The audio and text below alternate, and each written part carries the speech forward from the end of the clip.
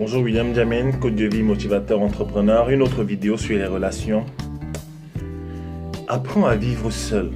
Apprends à être seul. Apprends à passer du temps seul aussi. Moi, je me pose souvent la question, pourquoi les gens ont tellement peur de rester seuls? Je parle beaucoup de la solitude ces jours-ci. Je parle de la solitude avec ses avantages. J'ai fait un article sur mon site internet www.williamjamen.com où je parlais des 6 bénéfices de la solitude. C'est vraiment riche. Je te conseille à la fin de cette vidéo d'aller voir l'article. Franchement, pourquoi les gens ne veulent pas rester seuls en fait? Je ne comprends pas. Pourquoi à chaque fois que tu sors d'une relation, il te faut rentrer dans une autre en fait? Qu'est-ce qui se passe? Est-ce par mimétisme en fait? Est-ce parce que tout le monde est dans une relation que tu le fais en fait? Est-ce qu'il n'est pas parfois temps de comprendre qu'on a besoin d'être seul? Par exemple, je prends l'exemple de quelqu'un qui a été dont le cœur a été écrasé dans une relation. Tu souffres en fait. Et tu n'es pas prêt à aimer. Ton cœur est sec.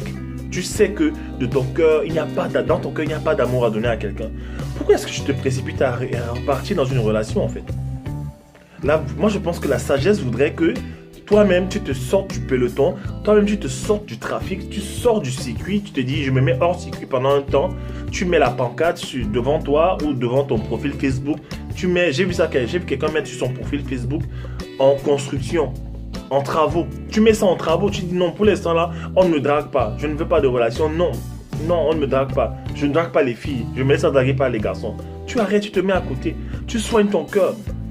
Et tu repars sur de nouvelles bases en fait, sans chercher à guetter à gauche, à droite, voilà. Apprenons à rester seul en fait. Apprenons ça. J'ai appris beaucoup de choses dans la vie parce que j'ai appris à être seul en fait. À rester chez moi, à lire, à écrire, à me développer, à rencontrer les bonnes personnes, mais toujours dans une mentalité de solitude en fait.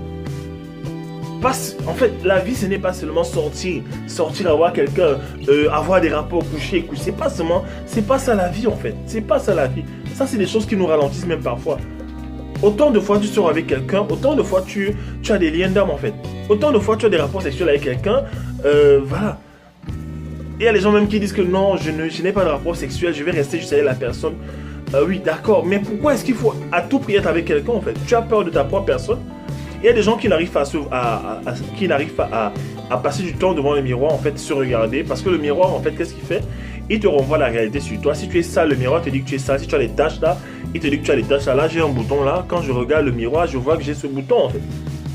Mon miroir ne me ment pas. Il ne me ment pas. Et quand ton miroir te montre que tu es amoché, tu es blessé par la vie, mais fais une halte. Arrête-toi, en fait. Arrête-toi. Reconsidère un peu ta vie, reconsidère tes voies, reconsidère les choses en fait.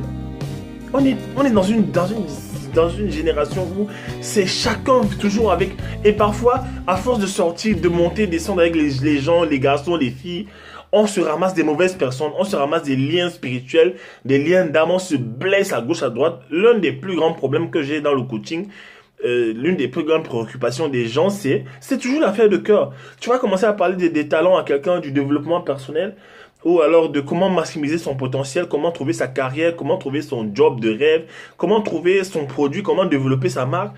Mais les gens, à un moment donné, ils vont revenir sur les relations. Pourquoi? Parce que ça ne va pas. Les gens ne prennent pas cette discipline-là. Je prêche ce que j'ai vécu.